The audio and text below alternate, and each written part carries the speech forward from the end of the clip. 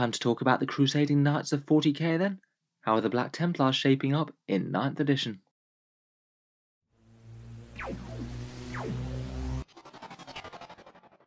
Hello and welcome back to Auspex Tactics, where today we're talking Templars, and specifically how these righteous space knights are best fielded in 9th edition at the moment. In the video we'll be talking about some of the stronger aspects of their codex, with a run through their strengths and weaknesses, core rules, a bunch of their faction specific rules, unique units, and finishing up with one strong army list. Loads to talk about, so let's jump right in and talk about starting to reclaim the galaxy for Sigismund and the Emperor. So just as a general overview right now, Black Templars in 40k 9th edition are a relatively strong Space Marine chapter. As Codex supplements go, they're the most recent one that Games Workshop has released at time of recording. They came out in late 2021 alongside really quite a nice release of Primaris miniatures. The Space Wolves, Blood Angels and Dark Angels will be looking on at them jealously. Since then the book has seen some fair success, a fair few people have won tournaments with them or come close. Compared with the other Space Marine books that you can play as, Black Templars do appear to be towards the top. Of course, Games Workshop really has been keeping the power creep going in 9th edition. A lot of weaker armies have had their codexes reimagined to be monstrously strong, and Space Marines in general are looking like a lot more of a mid-tier army at the moment, so even though they're very strong for Space Marines, Black Templars will still be struggling against the top armies like Custodians and Tau at time of recording. In any case, as Space Marine chapters go, they do have rather a lot of strengths. They're certainly very melee oriented. They've got lots of powerful options for making really big squads strong, and you're typically going to want a lot of close combat in a Black Templar army. They've got extremely powerful characters, both unique ones like High Marshal Helbrecht and other ones that you can build with relics and things. Their chaplain litanies, the litanies of the devout, are really good value as well. If you're not fielding at least one chaplain in Black Templars, you're probably doing something wrong. The army can be very tough indeed. You have access to an army-wide 5+ invul save, which isn't normal for Space Marines. And I do really quite like their squad relics, fairly cheap but powerful little upgrades that you can throw into an already dangerous squad and make it just that bit more tough or fighty. They do certainly have their weaknesses though. In general, they don't have quite as much synergy with ranged options as other Space Marine chapters. A lot of their favourite units tend to be fairly slow moving and just slogging up the board. It does certainly work fine in 9th edition, but you're not just going to be able to reposition massively at the drop of a hat. They abhor the witch, so they can't get any librarians. The chaplain litanies kind of compensate for it, but it does mean that you're going to be leaving a few powerful options at home. And for rules in the Codex, I do find their Warlord trait table really quite underwhelming, though admittedly a lot of the other special rules sections are quite good. On balance though, they're a decently strong army when run well, and can be a real challenge to fight in the hands of a good player. So getting into their actual rules, the Black Templar chapter tactic is Righteous Zeal. It allows you to reroll advances and charges and gives you a 5+ save against mortal wounds. I think as chapter tactics go, it's maybe kind of mid-tier. A lot of the book's strength comes from other rule sections, I think, but both bits certainly are useful. Rerolling advances isn't huge, but it will give you a little bit more positioning in the early game. Rerolling charges can be a really big deal. Every time that makes the difference between whether you pass or fail a charge will likely be the difference between getting a lot of damage or missing out on it, and at the very least it's likely to save you a couple of command points if you were going to reroll a low failed charge. The mortal wounds thing is maybe a bit hit and miss. Some armies really go very heavy on the mortal wound output. Grey Knights and Thousand Sons come to mind. Some armies you're really not going to feel that advantage all that much, though I think it is a benefit that's a lot more useful in 9th edition, as Games Workshop has tried to build mortal wounds into the mechanics of most armies now. Against certain factions it's a really nice layer of defence. Their other major army-wide special rule are Templar Vows. This is an interesting one that they get essentially instead of a Space Marine super doctrine. Most of the other chapters have either an enhanced Devastator tactical or assault doctrine with extra special rules layered on top.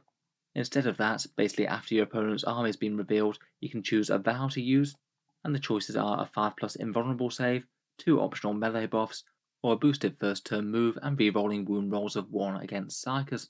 They all come with a downside called a passion, so are coming with a bit of a trade-off. I think the all-around strongest one is Uphold the Honour of the Emperor. That one gives you a 5+ invulnerable save, and also a sort of mini transhuman effect where wound rolls of 1 and 2 always fail. It does mean that you can't benefit from cover by using it, so it is a bit of a trade-off, but just in general that is a really nice boost of defence basically army-wide. Vehicles and dreadnoughts in particular will really like it. Getting a 5+ invul save is great, as they wouldn't have been getting cover anyway. and it's also nice for units like crusader squads, particularly when backed up by some chaplain litanies for feel no pain. I'd say that one's probably the best standard one to build around, but depending on the matchup you can decide whether or not you actually need it. If you're fighting against an army that doesn't really have all that many high AP weapons, then the invul saves might not be very relevant, and you could opt to use something else instead. If they've got high saves, you could go for Assault Doctrine all game, or potentially, if there's a lot of the high toughness targets, you could pick up the 6s to hit auto wound thing. They both do come with their disadvantages though. Finally, the Psyker one's a bit all or nothing really. You probably don't want to use it against the vast majority of enemy armies, but if you're fighting an army where basically every single enemy is a Psyker, then it's really not a bad one against armies like Grey Knights or Thousand Sons maybe. In any case, it's really quite a powerful mechanic, and more so because it's flexible. My standard plan would normally be to take the 5+ invul save though, and only plan to swap it out if it wasn't going to be very useful. Moving on, let's talk through a few of the rule sections of the Codex, and a few of my favourite picks from each one. I must admit, as I said earlier, I'm not super enthused by the Black Templar Warlord traits. I just feel that they're all rather underwhelming. Perhaps the Psychic Denial one could be one of the most useful, adding a bit of psychic defense in. A lot of the others just really feel like kind of subpar buffs or fighting abilities though. In preference to that, I think I'd usually just load up on the generic ones from Codex Space Marines. If you're using a chaplain that isn't Grimoldus, then a Master of Sanctity and his Warlord trait are great picks. Good to have those litanies cast reliably. If you're using an Apothecary, then Selfless Healer again is pretty much an auto-include, and can be another reasonable choice. Otherwise, generic ones like the Imperium Sword for more melee might, Rites of War for automatic objective secured, or potentially even Iron Resolve could be useful ones. Iron Resolve is the one that gives you an extra wound and a 6+ feel no pain, and it combos really well with the Tannhauser's Bones relic. Speaking of relics though, I feel like the Black Templars are fairly spoilt for choice. There's really quite a lot of solid ones on offer. The Sword of Judgment makes a power sword into Strength +3, AP -3 and Damage 3, so a massive all-round threat there. That one's really quite a popular one to give squad sergeants. As the Black Templars have sword brothers, they're often armed with power swords, and it's quite a fluffy choice as well. The Ancient Breviary is another really reliable one for getting litanies done. If you've got a Master of Sanctity and aren't using his Warlord trait, 2d6 and pick the highest for casting litanies means they're almost guaranteed to go off. The Crusader's Helm gives you 2 great buffs in one, a +3 inch to your aura abilities, and also putting 1 unit into Assault Doctrine each turn. This one's good on most HQs to be honest. Captains or Lieutenants will do fine, though I think it's particularly nice on the Apothecary as he's got a very small aura of feel no pain to begin with. The Aurelian Shroud can give you a fair chunk of your army a 4+ invul for a turn. Hopefully you can put that down on 2 big squads as they advance up, as it affects units within 3 inches of the bearer. And finally, and perhaps one of the most powerful relics, is Tannhauser's Bones, a crazily powerful defensive relic that means that damage inflicted on the bearer becomes damage 1. It's perhaps got one of its best uses on bike chaplains. They've got 7 wounds to start with, so it means that in theory your opponent will always need to do 7 attacks against them to kill them, no matter how powerful or dangerous those attacks are. As mentioned, it combos very nicely indeed with the Iron Resolve one, which makes them yet more durable. It also combos quite well with the Chaplain having the Rites of War ability, which means that you could have a very hard to remove Chaplain that also has Obsec and a massive move. That's always going to be a powerful asset for winning the objective game. For secondary objectives, I feel like the Black Templars ones are again a tiny bit underwhelming. It's perhaps not the worst thing in the world for them though. They do get access to Oaths of Moment from the core Space Marine book, which I think tends to work really quite well with Black Templar playstyle. They're perhaps one of the best chapters for just putting down a really tough unit in the centre of the board. Something like a big Crusader squad layered with a 5+ feel no pain, and the 5+ invul save from the Vow. Almost no matter what you shoot at, that's going to be a big pain to remove. Otherwise, they do have a couple of decent examples. As they can't take Psykers, Abhor the Witch is always going to be a decent option against Grey Knights and things, and they can be an okay army for To the Last as well, again often revolving around really big blocks of buffed up melee units. As mentioned already, Black Templars do get their Litanies of the Devout as well, to make their chaplains extra good. If you don't want the ones from their main book, you can swap out for these ones. I'd say by far the most standout of them is the Litany of Divine Protection, the one that you can use to give a core or character unit a 5+ feel no pain. This one's so good and so easy to access that it's easily an auto-clued for the Black Templars now. Probably best used on some sort of very meaty melee unit, maybe with Storm Shields or a big Crusader squad. The combination of invul saves and the chance to shrug wounds is usually going to make your opponents really struggle to deal with them. In general, I'd combine that with one of the ones for melee damage, either the Psalm of Remorseless Persecution that gives your squad mortal wounds on a wound roll of a 6, again that's very nice on massed attacks from things like Crusader squads, or potentially Fires of Devotion for +1 attack on the charge. Stratagems wise, the Black Templars really have quite a lot, some of which are a little bit niche I think, but these 4 are just 4 of my favourite ones. Champion of the Feast for 1 command point is a Sergeant upgrade one. It gives them +1 attack, +1 wound, and +1 weapon skill. In general, I think that's usually going to be quite good value just for 1 command point on a squad sergeant with some sort of decent melee weapon. But in particular, it combines very well with a sergeant with the Blade of Judgment with the Sergeant Relic stratagem. Say if you use that on a Blade Guard veteran sergeant for example, you've then got basically a mini character there, hitting with 6 attacks at strength 7 and damage 3, and all hitting on 2s as well. You can also use it as basically a defensive upgrade as well. With the extra wound, that sergeant's going to become extra tanky, and then you could combine it with say the Crux Obsidian for -1 damage, to basically allow your sergeant to take excessive tanking damage for the rest of the squad. Otherwise, you can access Objective Secured on a core unit for 1 command point. That one's pretty powerful for the option to flip an objective to your favour. There's 1 CP for Tenacious Assault, that's the 4+ chance to prevent fallback with infantry or beasts. Gives you a big reward for tagging enemy units in combat. If they're forced to remain locked in melee with something that they really don't want to be fighting with, then that's going to be a massive win. And also the Abhor the Witch stratagem for 1 CP, that gives you a 4+ chance to just turn off a psychic power within 24 inches. Certainly unreliable, but when it could be shutting down an absolutely enormous enemy psychic spell, it's a really scary trick to have in the bag for certain armies. Finally, for rule sections, we have Relic Bearers. This is the Black Templar points cost upgrade thing, and it gives individual members of a squad a mini relic upgrade, and what's more, you don't even have to give it to the squad sergeant. I think these are both really fun and also really strong. These 4 are maybe my favourites. The Crux Obsidian is 15 points, and that gives you -1 damage on 1 model. As we already said, it stacks well with Champion of the Feast, but even if say you just throw it on a random Terminator or Blade Guard veteran, it means that that model can essentially tank certain types of damage really well. Say your Blade Guard veterans were being attacked by a damage 3 weapon, they'd usually be killing 1 Blade Guard each. If you tank it on this Crux Obsidian model, then it's going to take 2 failed saves to kill him rather than 1. It's also pretty powerful to combine with something like a Chief Apothecary as well, who could be restoring the model with the Crux back into the squad, so they have to kill him all over again. The Holy Orb really is quite a nice one as well. That one's a 15 point upgrade for a 2+ chance to deal D3 mortal wounds and also make the enemy target fight last. Quite a nice upgrade for a fast moving squad if you're not taking one of the others already. The Fist of Balthus is a 10 point upgrade over a regular Power Fist. It does mean that it's quite a pricey weapon in total, as you do have to pay for the fist, but it basically gives you strength ×2, AP -3 and flat damage 3 with no -1 to hit, so you're basically getting a weapon that's far more dangerous than even a Thunderhammer, and it could be a really nice damage boost to say something like a Vanguard veteran sergeant. Again, that could be a really nice option to take with Champion of the Feast. Who doesn't like 5 damage 3 attacks at strength 8 hitting on 2s? Finally, we have the Icon of Heinemann, another really nice defensive upgrade. This means that the bearer ignores AP -1 or AP -2 attacks, so you have this guy in a squad with an otherwise good save, tank all the high AP attacks on other models, and anything that's got that damage profile goes on this guy, and they hopefully laugh off the damage on something like a Storm Shield.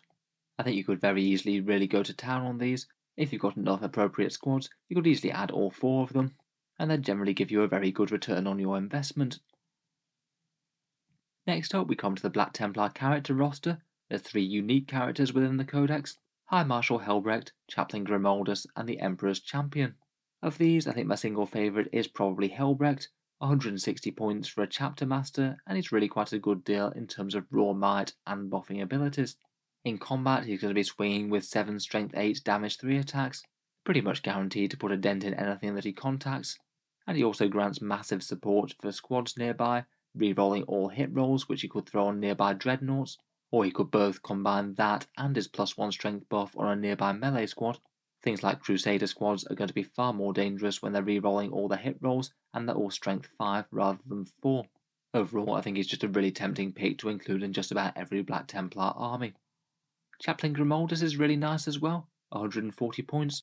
He gets 2 of the Black Templar litanies and casts very reliably with the +1, and then adds a little bit more buffing and utility as he generates a 6+ Feel No Pain aura, always nice on the defense, and he also allows you to deny at least 1 psychic power, potentially 2 if you take his Warlord trait. Again, as buffing characters go, I think it's really great value. He does pack a little bit of melee as well, though I don't think it's his main draw. I'd say maybe the main downside to Grimoldus is that he technically has 4 models that all count as characters, which does mean that he gives up more points than he really should for Assassinate if the enemy does manage to catch up with him and kill him. Finally, we have the Emperor's Champion for 100 points, basically an all-round melee brawler. He has kind of similar damage outputs to Helbrecht himself, with 6 attacks at strength 8, AP -4 and damage 3, then a whole bunch of helpful random champion rules to help him fight, things like fights first, -1 to hit in melee, better heroic interventions, and bonuses against enemy characters. In general though, with low buffing abilities, he is not quite as popular in the top tier Black Templar lists, perhaps partly because if you overinvest in special characters, you don't really have anywhere to put things like those great relics that the Templars have. I think for that reason he usually gets left behind in favour of captains or lieutenants, though if you do want to run him, it's certainly a model that's got a good capacity to punch above his weight, particularly against enemy heroes. Otherwise, for unique units, we have of course the Primaris Crusader squad, 16 points for neophytes and 19 points for initiates, and tends to be a very popular troops choice to build around. I'd say perhaps the main draw to the unit is actually the neophytes. All they basically lose is 1 pip of save compared with their initiate brothers. They still put out a very decent flurry of chainsword attacks, and they go very well with the Black Templar 5+ invul save vow, which makes their 4+ save a bit less relevant. Typically, if I were running these, I'd be keeping them fairly cheap, not going too mad on extra upgrades and things, just going with bolt pistol and chainsword, a decent option for slogging up the board, taking objectives, and receiving things like buffs from litanies like there's mortal wounds on 6s, or the 5+ Feel No Pain type save. Currently, I just don't really think they're very well balanced against the standard Crusader squad. Your normal size Space Marines are either 13 or 18 points, and in general they just kind of lack the damage output unfortunately. The Primaris squad for just a couple of points more does seem great to have extra wounds on the neophytes, and also extra attacks on everyone in general. Perhaps one of the biggest draws to the standard Crusader squad is that they can have the smokescreen keyword. I guess that could potentially give them an extra layer of protection, but for multiple reasons I think that the Primaris Crusader squad is the stronger option right now. Finally, for unique squads we have the Primaris Sword Brethren, they're 22 points each, fairly threatening Primaris Marines with decent options for discount power weapons. I think their biggest issue to be honest is that they can't get storm shields, which will just massively increase their survivability on the table. It means that they can be kind of dangerous but aren't really so hard to kill, and the slightly annoying varied weapon profiles do mean that you're going to be left with a very random squad. Typically, I'd be more tempted by Blade Guard or Vanguard veterans over them. I guess maybe one advantage is that I think they're one of the better units to use with impulsors maybe. Actually a unit that really both needs the extra speed and also the extra protection afforded by the transport. We have talked about a few of them already, but within Codex Space Marines I think a fair few other things really stand out for the Templars. I think the Codex generally pushes you to build around some really big hard-hitting blocks of melee Space Marines. Crusader squads can definitely do fine for that, but otherwise Vanguard veterans, Blade Guard veterans, and Terminators with Storm Shields can all be very good choices. They give you some good targets for your characters to buff, great targets for the litanies like the 5+ Feel No Pain, and also they seem like the perfect places to put in those relic bearers. In the troop slot I would consider the Assault Intercessors as well. They're a pretty reasonable alternative to the Crusader squad as they can fight twice, and I certainly wouldn't discount the Phobos troops either. They're pretty handy in just about any Space Marine list for holding down midfield objectives. In terms of characters, we've mentioned the Apothecaries a few times.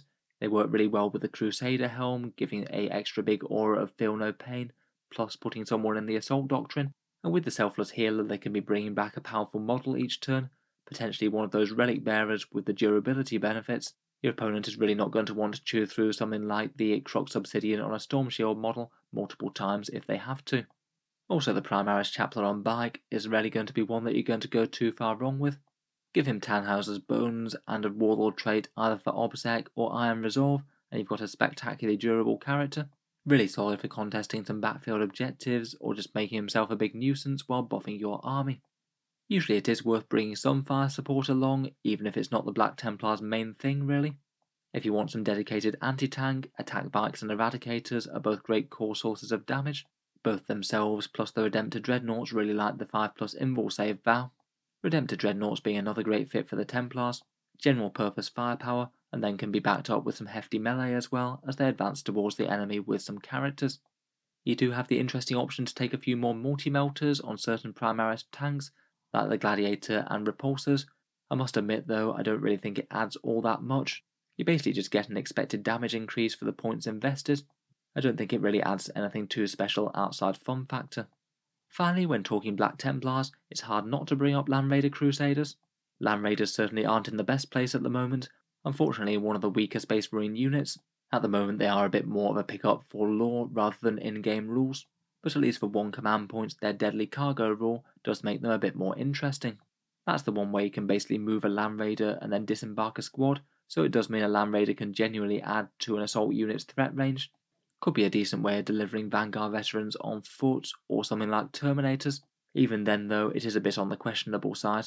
Vanguard veterans can buy jump packs for very cheap, and units embarked in transports can't take things like chaplain litanies earlier in the turn, which is a pretty massive downside if you're playing Templars. Finally, just to round up, I thought we'd take a look at one example tournament list for Black Templars, a good example of the good stuff that they can do right now. One fairly recent example at time of recording was this one by Marius Bertner, who used it to take third at the Benball Clash. This one's really quite a character-heavy Black Templar list, built around a single battalion, and then an absolutely massive amount of threatening Primaris infantry. Characters-wise, we have both Grimaldus and High Marshal Helbrecht in show here. Grimaldus takes the Divine Protection litany for the Feel No Pain and Remorseless Persecution. He has also been chosen as the Warlord, who takes Epitome of Piety for a boosted Psychic Denial. Helbrecht will be good for some full rerolls on the Crusader squads or the damage dealers, while also making all their chainswords strength 5 as well, which is pretty nice. Then we've got a Primaris Chaplain on bike, who takes the Canticle of Hate and Crusader Helm. He'll be able to put one unit in Assault Doctrine each turn, and with the helm will give a seriously massive aura of +2 to charge. Should certainly mean that the melee blobs and characters are able to make melee really reliably, particularly given the Black Templars rerolls. There's then two elite characters, a Judicio with Oathkeeper and the Aurelian Shroud. Oathkeeper is a 6-inch heroic intervention warlord trait. I think it's usually a bit underwhelming, but it works amazingly on the Judicio. He's the one who can make enemy units fight last, so enemies are usually going to want to avoid him in the fight phase, and Oathkeeper makes him really hard to avoid. I'm sure the Aurelian Shroud will be trying to go down on one if not both of those Primaris Crusader squads, giving all of them a 4+ invul save for a turn, and making them spectacularly hard to shift. Finally, on the character front, we have a Chief Apothecary with Selfless Healer. He'll be there for the Feel No Pain for a unit that doesn't have it. Can resurrect slain models for a little bit of positioning advantage, and potentially even make threat ranges a bit longer. And if he can get the healing off on either the Inceptors or the Eradicators, he could potentially be resurrecting their defensive model. Finally, getting to the actual battle line, the biggest part of the force is mainly dominated by two huge Crusader squads, each with 8 Neophytes and 7 Initiates. Great big Auspex squads with a whole ton of chainsword attacks are going to be a real slog to chew through. There's 2 Incursors who will be able to help out well with actions and objectives, and then finally 2 enormous ranged threats. A big unit of the 5 Inceptors with the plasma weapons. They take the Icon of Heinemann, so one model can resist some AP-1 and 2. Potentially could be an interesting target for Helbrecht's rerolls. If these guys do get to reroll to hit, then there's not a lot in the game that they're not going to bite huge chunks out of. Massively deadly to elite infantry, particularly if there's more than 5 in the squad. Finally, there's a big squad of Eradicators, a big unit of 6 of them with the heavy melter rifles. I guess in theory could combat squad if needed. Interestingly, the sergeant's just going on super defensive mode. He takes the Crux Obsidian and Champion of the Feast, so that's going to be a 4 wound model with -1 damage, and that makes the squad a lot tougher to remove than it really should be. He's going to be an absolutely prime target to try and resurrect with the Primaris Apothecary. It's not a model that the opponent's really going to want to try and kill twice. Overall, I think it's really quite an interesting Black Templar list, really cool to see all infantry, and certainly seems to be playing to the Codex's strength, enormously powerful characters, buffing just a few really big dangerous squads. Just one example though of what the Templars can potentially put into action. So I think that just about brings us to the end of the video. Hope you've enjoyed a bit of a rundown of Templars in 9th edition, and the rough state of the army at the moment. If you've got any other thoughts or insights, or there's anything that you think I've missed, please let me know down in the comments below. Always happy to hear more advice from seasoned Templar generals. If you've enjoyed the video, feel free to subscribe to Auspex Tactics, where I'll certainly keep the regular 40k stuff coming, with new videos out just about every day. Finally, if you have been enjoying all the videos on the channel, I would just like to mention that Auspex Tactics does have a Patreon page, and you can find that down in the video description. Channel patrons do get a fair few advantages, seeing certain videos early, regular votes to see what sort of things happen next on the channel, and automatic entry into the regular prize giveaways with a chance to win some really big model kits each month. If any of that sounds good to you, or you'd just like to help support, then the link is down in the video description. In any case, a massive thank you for listening, and I'll hope to see you guys next time.